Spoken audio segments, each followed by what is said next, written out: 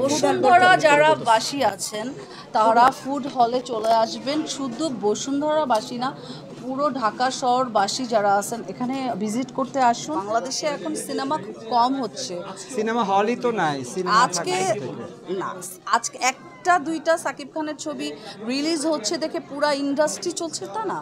হ্যাঁ, সিনেমা যদি অনেক হয়, আগে যেরকম হতো বছরে 100টা ছবি রিলিজ হতো, 100টা ছবি হতো, তো ওরকম হলে তো প্রত্যেকেই আমরা বিজি থাকতাম। আসলে আমাদের দৃষ্টিভঙ্গিটা চেঞ্জ করতে হবে। আমরা না অনেক ছোট, মানে আমরা না আমাদের কাজটাকে খুব ক্যালকুলেশন করি, কিন্তু এটা কিন্তু ঠিক না। যে কোনো কাজ, যে কোনো, আমি তো বলেই আসছি যে কাজকে কখনো ছোট করা উচিত নয়। বহির্বিশ্বে দেখেন কি করছে, একটা স্টুডেন্ট কি কফি শপে কাজ করছে, একটা স্টুডেন্ট কিন্তু কি করছে, অ্যাপেল স্টোরে কাজ করছে। সো তারা তো কাজটাকে সম্মান করছে। কাজকে আমরা সম্মান করি। মেলাতে সবাই আসতে পারবে। এখানে যেগুলো শোরুম এক্সিবিশন করছে সব কিছু তো রিজনেবল প্রাইসেই আছে। এখানে সবাই আসতে পারবে, আবার চাইলে অনলাইন থেকেও নিতে পারবে। না, নট লাইক দ্যাট, ব্যাপারটা ওরকম না। যেহেতু আমরা অনেকগুলি ক্যামেরা এখানে প্রেজেন্ট আছে, এখন একটা দোকানে যে যদি আমরা কেনাকাটা করি তাহলে ওখানে ভিড় হয়ে যাবে, ক্রাউড হয়ে যাবে।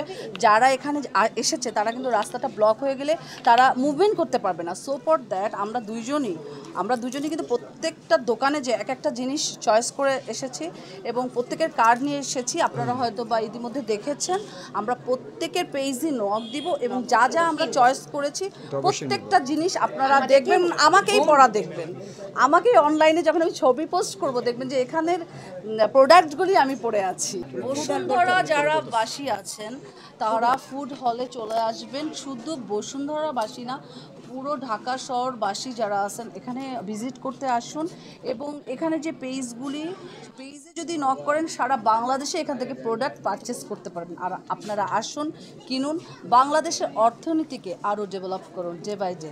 তখন বাংলাদেশ উন্নয়নশীল দেশ হিসাবে আবিষ্কার হবে।